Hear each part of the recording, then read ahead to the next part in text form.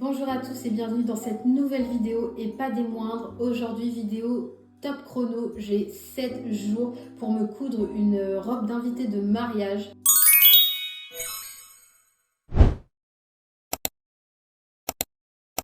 À l'heure où je vous parle, le mariage c'est vendredi prochain. Donc j'ai vraiment 7 jours et pas un de plus pour me coudre cette tenue. Je suis en train de commencer à découper le patron. Et pour vous montrer un petit peu ce que j'ai en tête, vous avez l'habitude maintenant, le dessin que j'ai confectionné pour y voir un petit peu plus clair, comprendre les aspects techniques de cette tenue. On a donc une robe longueur maxi, longueur cheville en tout cas, une emmanchure américaine, un col bateau et puis surtout des découpes princesse sur tout le devant, sur tout le dos, boutonné, bouton recouvert sur tout l'avant. Et à l'arrière, je vais faire des passants pour pouvoir resserrer la taille avec un laçage.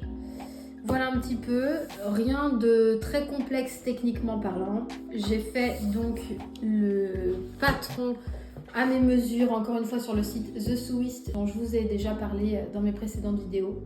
On est parti pour du découpage de patron et ensuite on découpera tout dans le tissu principal. Tissu principal qui vient des coupons de Saint-Pierre, c'est donc un coupon de 3 mètres de piqué de coton. Et je l'aime beaucoup beaucoup. Il a une petite texture, je ne sais pas si vous allez bien le voir ici.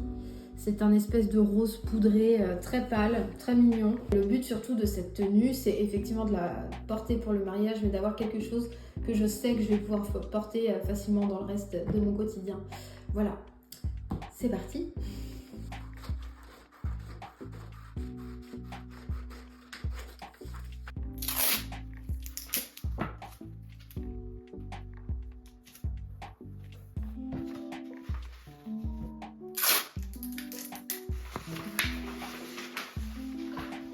C'est parti pour la découpe du patron. Ce que j'ai fait pour la pièce, donc ici c'est le devant.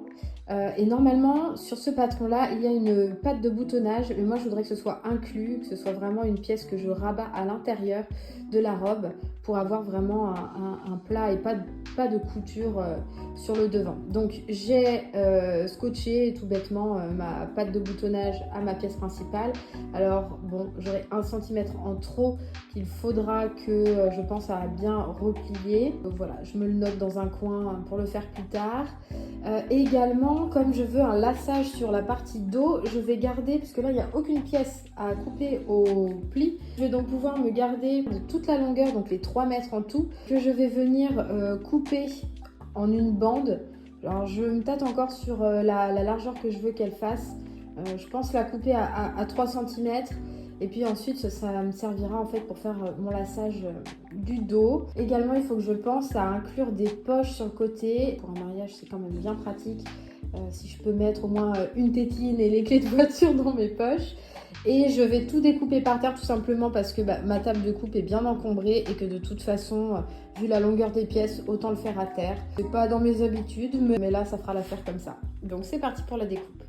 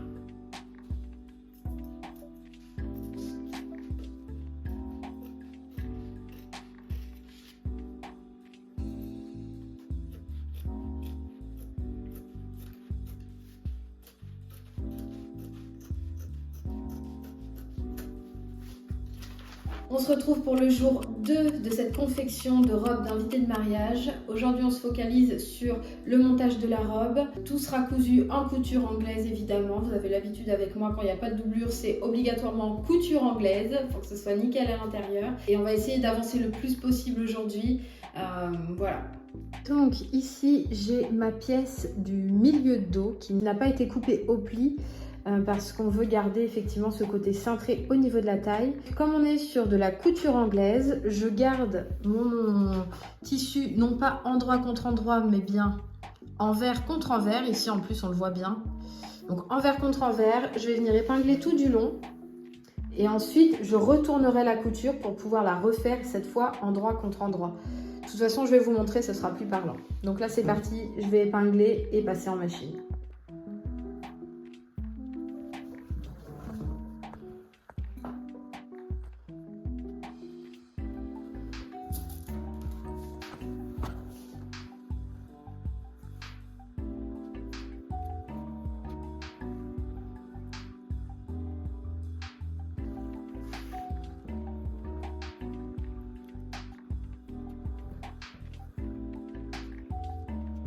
Comme on va piquer 2 fois, la première couture, je la fais à 0,5 du bord et la seconde, je la ferai à 1 cm, un petit peu moins d'1 cm.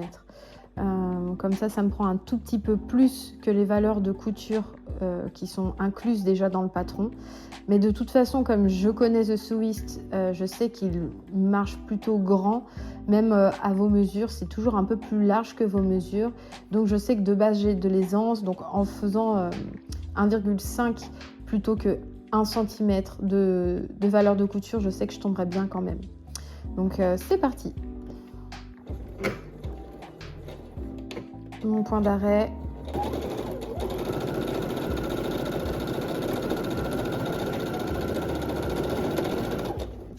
Maintenant, je vais venir aplatir ma couture au fer. Ensuite, remettre mes 2 pièces endroit contre endroit, venir bien plaquer au fer là. Je vais épingler quand même et tout repasser en machine. Donc la deuxième couture à 1 cm cette fois. C'est parti. Point d'arrêt toujours.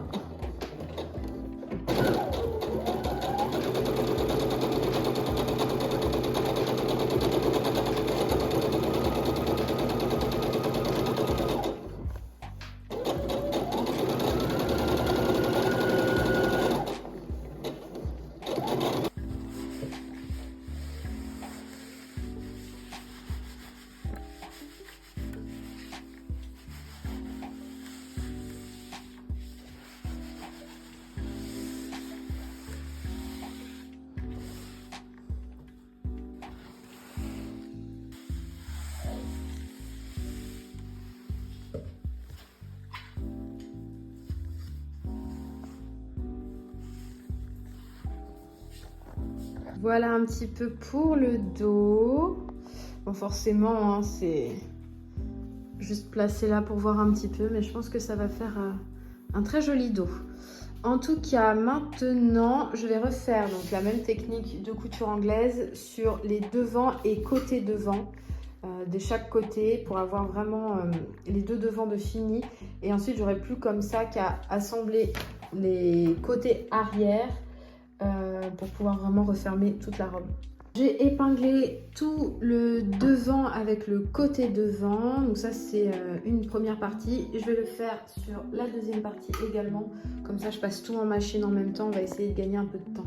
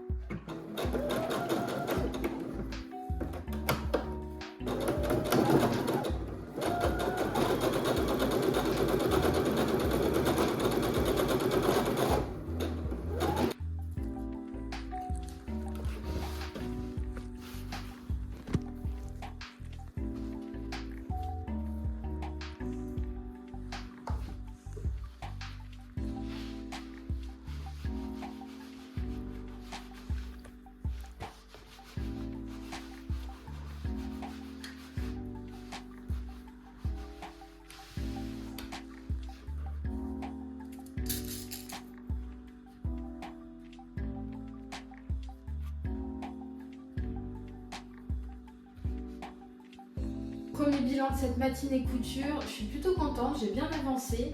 On a donc un dos qui est vraiment fini là pour le coup. La double couture est faite. On a un intérieur du coup super propre.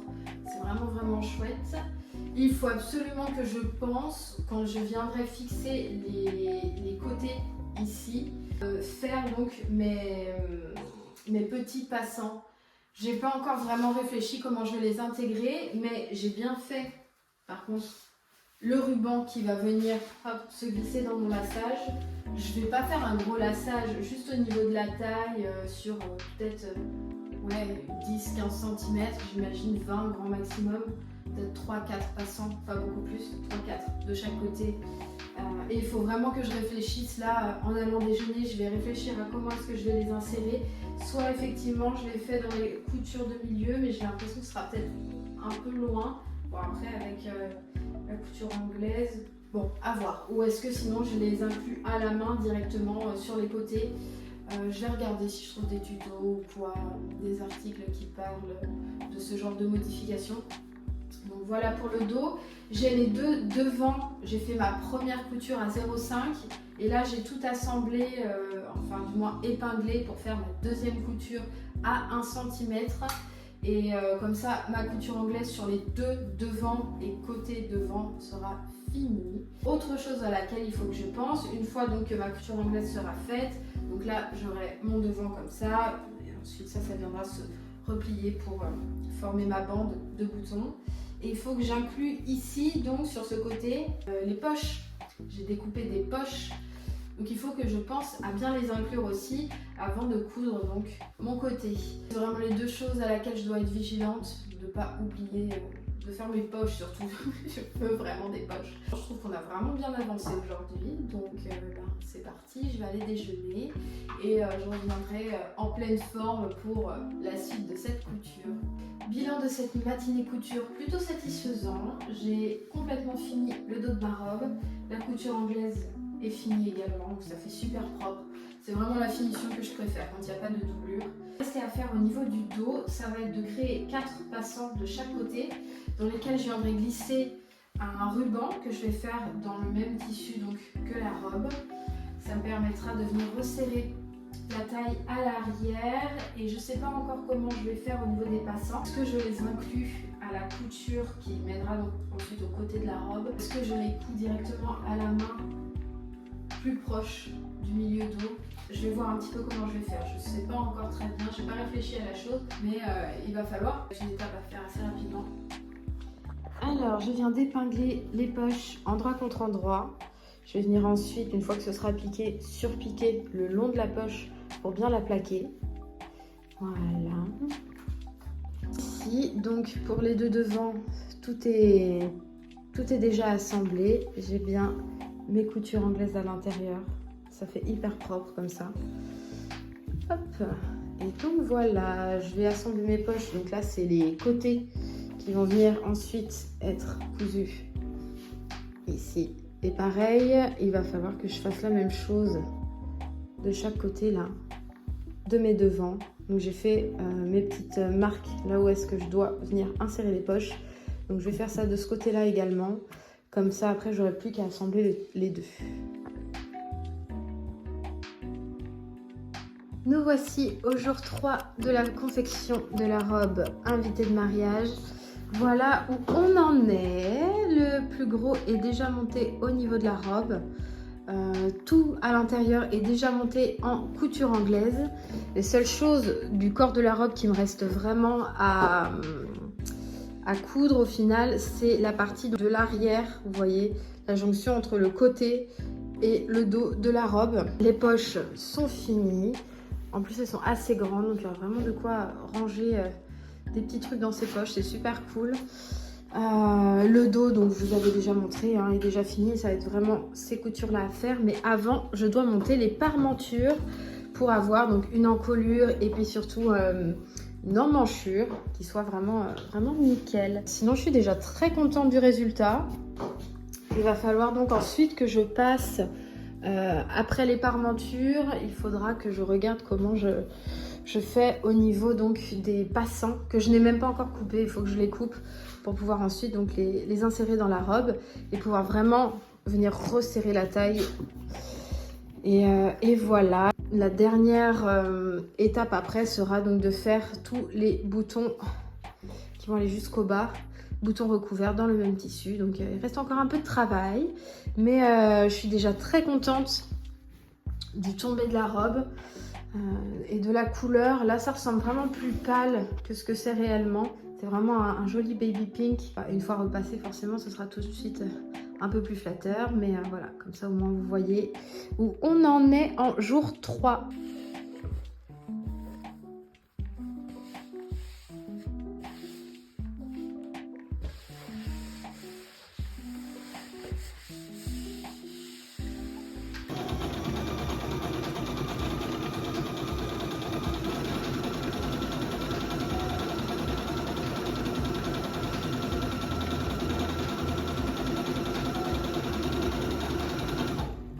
Je viens de finir les parmentures.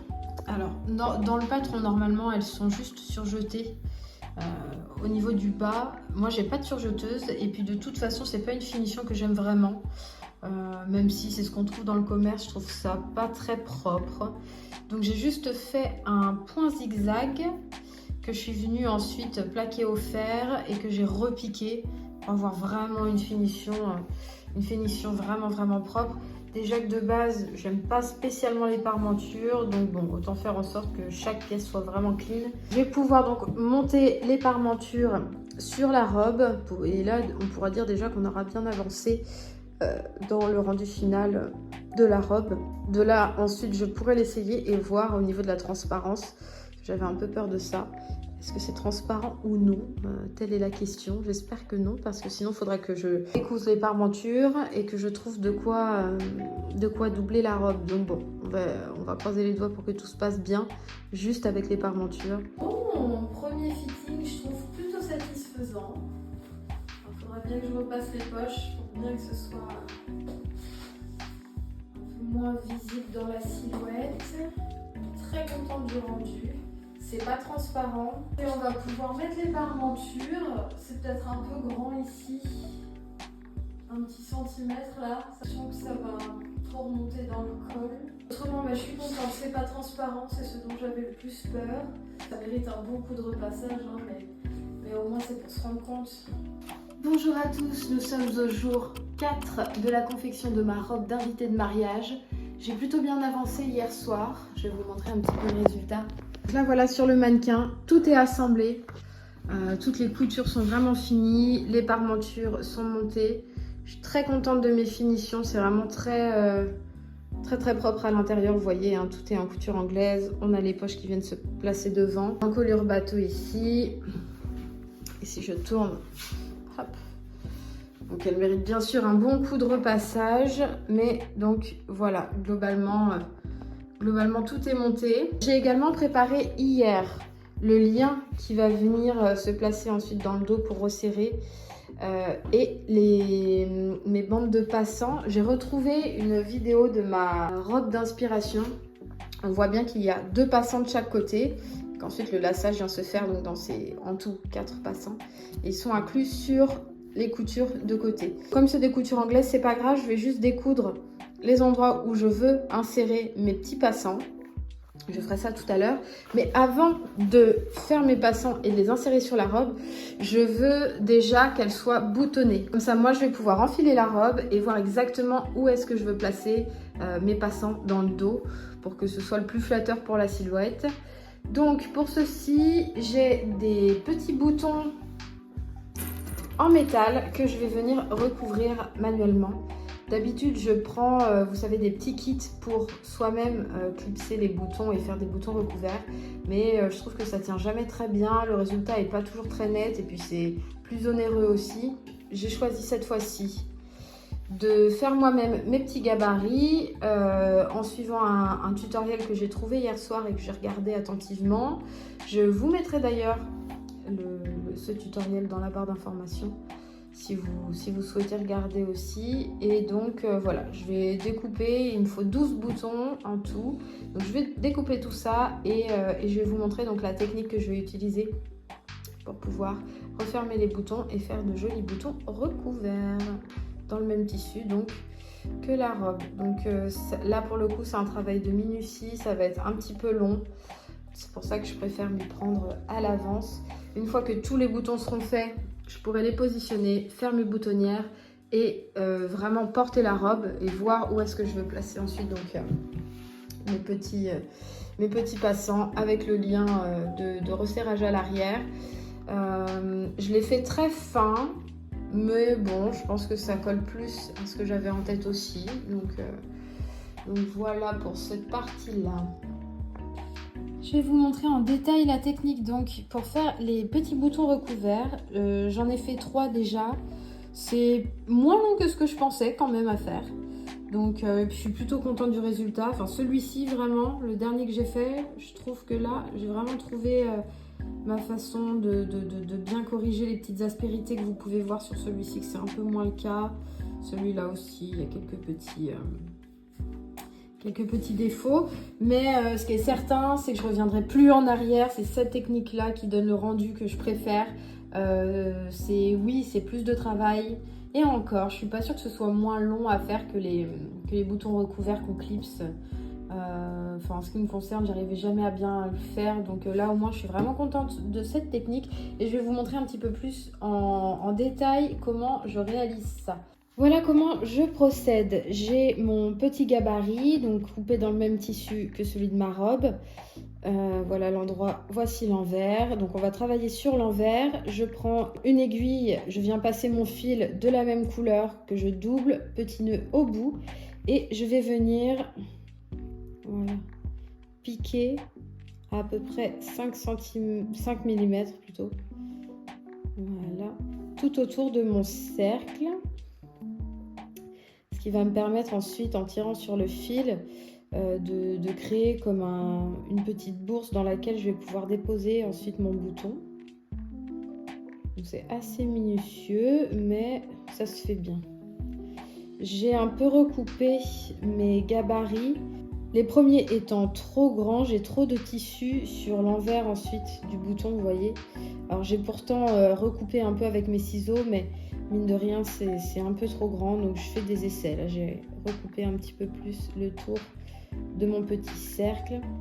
Dans la vidéo que j'avais prise comme support, le tutoriel dit qu'il faut 2 fois la circonférence de votre bouton.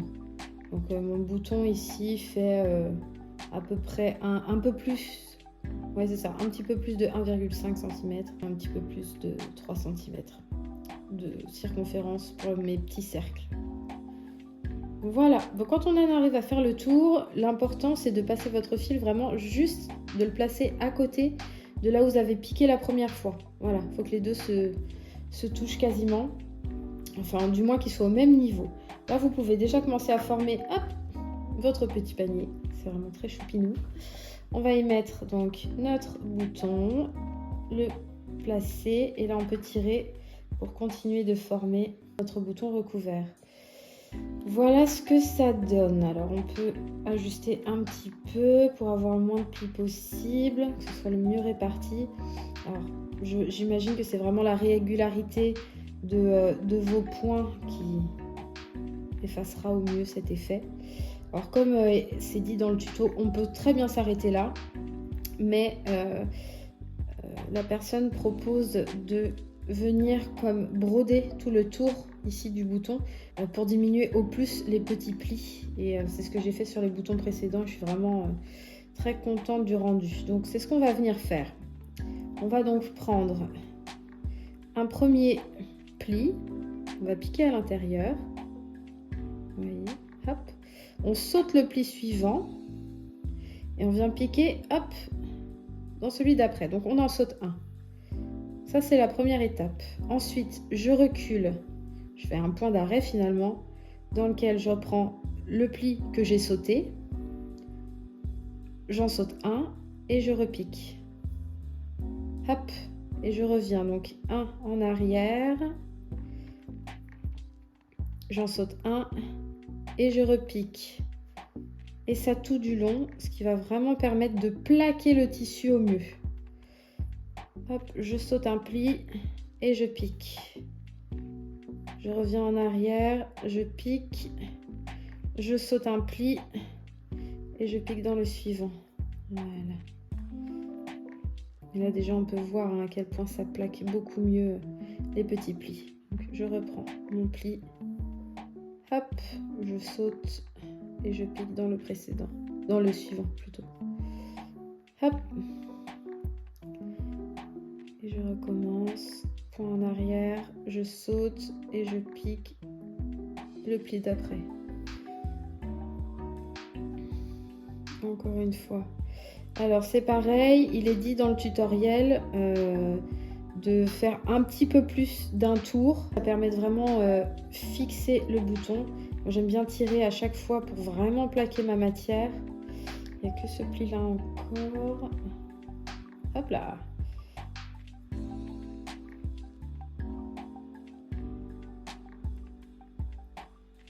J'espère qu'on voit bien à la caméra. C'est vraiment pas compliqué, juste être un peu minutieux, mais je trouve que ça permet vraiment pour le coup, vous voyez là, mon pli a complètement disparu alors qu'il était vraiment visible juste avant que je pique. Il n'y aura pas de retour en arrière sur les boutons, les boutons recouverts qu'on trouve en mercerie. Il y en a peut-être des très bien.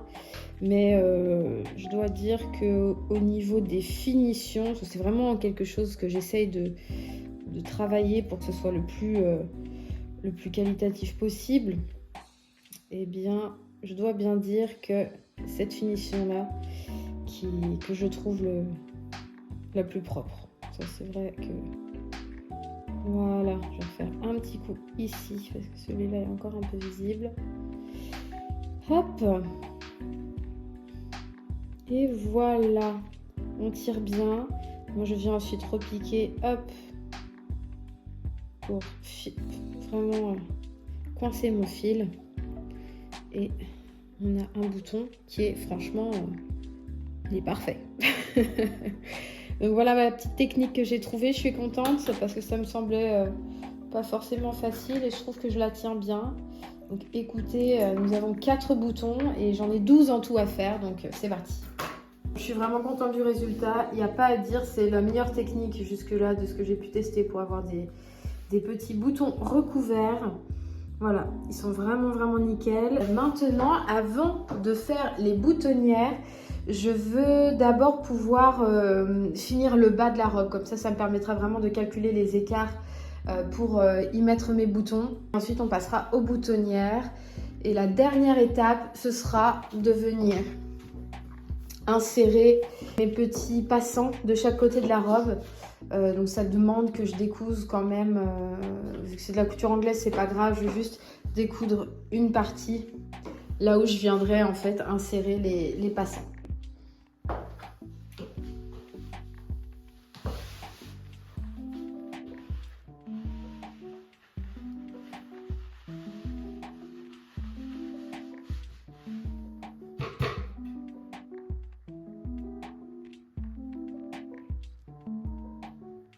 Je voulais voir un peu ce que ça donnait au niveau de la longueur pour voir combien de centimètres je faisais au niveau de mon ourlet. Je pense que je vais faire aux alentours de 4-5 cm.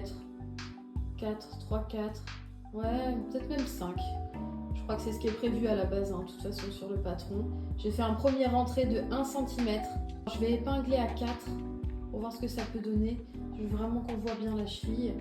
Là, elle est assez longue. J'aime bien cet effet aussi, mais c'est pas à la base ce que je recherchais. Voilà un essai, vous voyez, sur ma jambe droite ici. Essai à 5 cm d'ourlet. Donc 6 au total avec le rentré de 1 cm.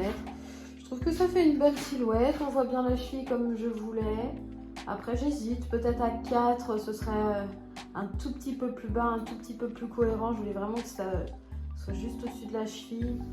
Donc, je vais peut-être le redescendre d'1 cm. Histoire de dire, voilà. Et sinon, je suis très contente hein, de la silhouette que ça fait. C'est exactement ce que j'avais en tête.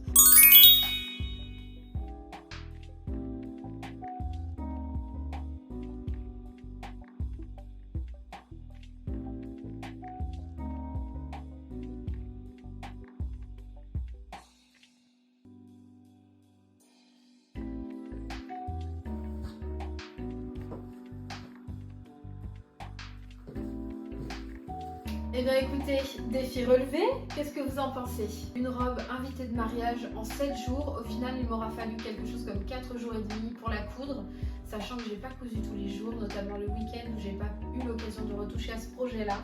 Donc écoutez, je suis plutôt contente du résultat final. Je me doutais qu'une semaine ce serait largement bon pour coudre la robe, mais on ne sait jamais, des fois des petits imprévus, ça peut nous ralentir.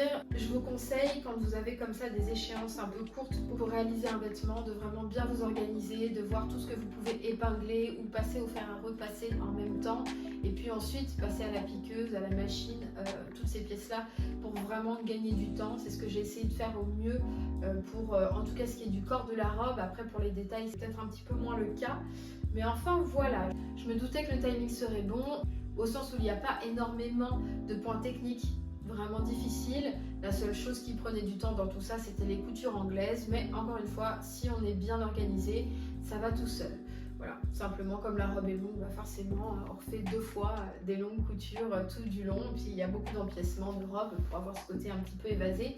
Donc voilà, mais autrement ça se fait vraiment bien. J'ai encore une fois tout modélisé via le site The Sewist et j'ai reçu un commentaire il y a quelques temps me demandant quels étaient les points à sélectionner pour obtenir cette robe. Donc, je vous mets en description de cette vidéo tous les points techniques à sélectionner pour obtenir cette robe sur le site The Sewist. La seule chose que j'ai changé par rapport au patron de base, c'est l'encolure dos qui montait vraiment très haute. Je sais pas pourquoi, mais ça faisait vraiment pas très... C'était un peu disgracieux.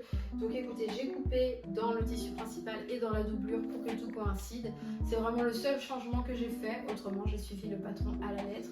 Écoutez, voilà, je suis très contente de cette robe et finalement je pensais que ce serait quelque chose d'un petit peu facile à remettre au quotidien, et bien pas tellement. Finalement, je sais pas si c'est le tissu qui est un petit peu épais, qui donne une certaine forme, mais j'ai pas du tout eu l'occasion, ou en tout cas j'ai pas eu l'initiative peut-être de reporter cette robe dans le quotidien. Il faut dire qu'il y a eu de grosses chaleurs aussi qui sont tombées d'un coup, donc j'avais envie de quelque chose de très léger. Et voilà, finalement c'est quand même quelque chose que je trouve un peu habillé, que je mettrais facilement avec des talons pour aller au restaurant, mais peut-être pas forcément avec des sandales pour aller faire mes courses, alors que finalement, pourquoi pas, c'était le but à la base de cette robe aussi.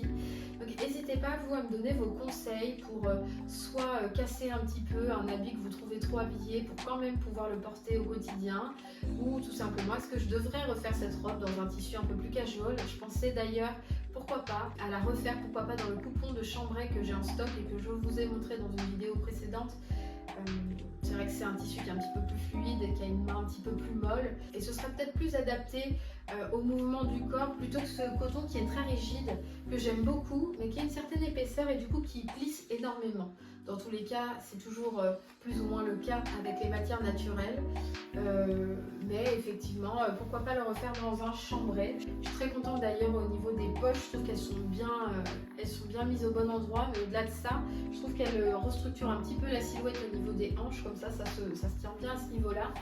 Et surtout, au-delà du côté pratique, je trouve que ça apporte quelque chose, un petit peu d'allure à cette robe-là qui pourrait paraître très simple autrement. Donc écoutez, voilà, je suis vraiment très contente, j'ai relevé le défi, c'était vraiment ce qui m'importait le plus quand même. Et je me dis d'ailleurs pourquoi pas refaire ce genre de vidéo, mais cette fois-ci c'est vous qui me mettez au défi, vous me mettez en commentaire une pièce que vous aimeriez me voir coudre dans telle matière et avec tant de temps donné pour cette réalisation. Moi j'adore relever des défis, donc écoutez, si vous êtes joueur, laissez-moi un petit commentaire avec pourquoi pas, comme je vous disais, une pièce, une matière et surtout un timing précis à respecter. Ça m'amuserait beaucoup de jouer à ça avec vous. Donc écoutez, voilà pour cette vidéo, je vous remercie de l'avoir regardée jusqu'au bout et je vous dis à très bientôt pour une prochaine.